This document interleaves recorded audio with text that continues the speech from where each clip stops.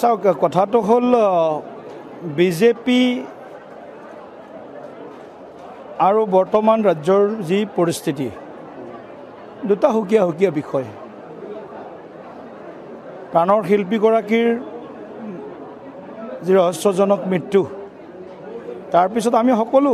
শোকাকুল হৈ আছোঁ আৰু গোটেই কথাটো আমি দেখিয়ে আছোঁ চৰকাৰখনেও যথাসম্ভৱ চেষ্টা কৰিছে গতিকে আমি ন্যায়ৰ অপেক্ষাত আছোঁ আমি ন্যায় পাবই লাগিব জুবিন গাৰ্গ ডাঙৰীয়া আমাৰ সম্পদ আমাৰ আৱেগ হয় এই আপোনালোকৰ বিৰুদ্ধে এটা নেৰেটিভ সৃষ্টি হৈছে নেকি সেইটো আপোনালোকে উপলব্ধি কৰিব পাৰিছে নেকি যে এটা মানে নেৰেটিভটো সদায় ৰাজনীতিত আজিৰ দিনত চলা বিষয় এটা গতিকে নেৰেটিভ সদায় বিৰোধী দলে চেষ্টা কৰিবই যে ভাৰতীয় জনতা পাৰ্টি দোষী ভাৰতীয় জনতা পাৰ্টিৰ নেতৃত্বৰ চৰকাৰ দোষী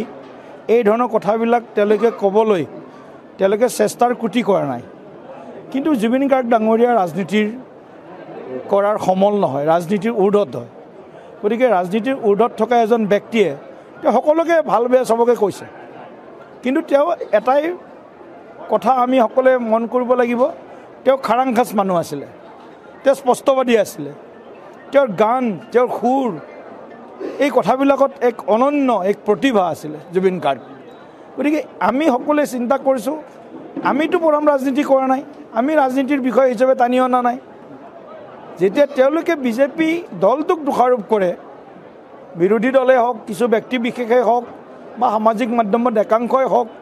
তেতিয়া বিজেপিয়ে ৰাজনৈতিকভাৱে ইয়াত প্ৰত্যুত্তৰ দিব লাগিব বিজেপি ৰাজনৈতিক দল গতিকে আমি ৰাজনৈতিকভাৱে প্ৰত্যুত্তৰ দিছোঁ যিমানেই নেৰেটিভ নকৰক কংগ্ৰেছ দলে তেওঁলোকে ভাবিছে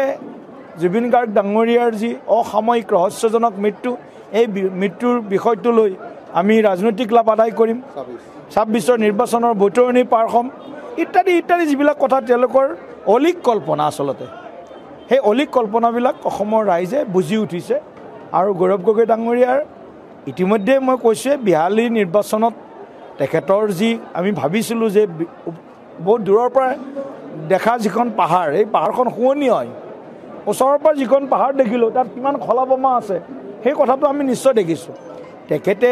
অসমৰ মাটিৰ লগত ৰাজনীতি কৰা মানুহ নহয় অসমৰ যি বোকা পানী গছকি আজি আমি যিসকল ইয়াত বহি আছোঁ